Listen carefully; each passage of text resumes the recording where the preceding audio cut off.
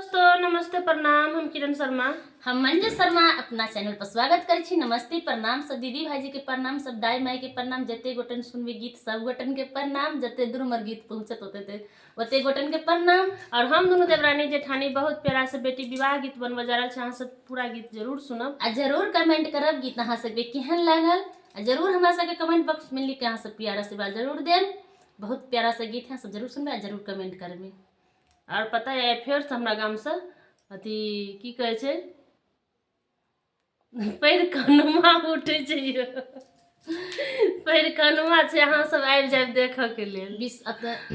कल्ला मंच से हमरा सबके गाँव में परिक्रमा उठे छै, बहुत भारी मंदिर छै। अहाँ सबके गाँव में परिक्रमा जाइए कि नहीं, अहाँ सब जरूर कमेंट बॉक्स में लिखब। अच्छा, परिक्रमा वाला गीत अहाँ सबके एक दिन सुनाब। लेकिन आई बेटी विवाह सुनाबा जा रहल छी। बेटी तोहर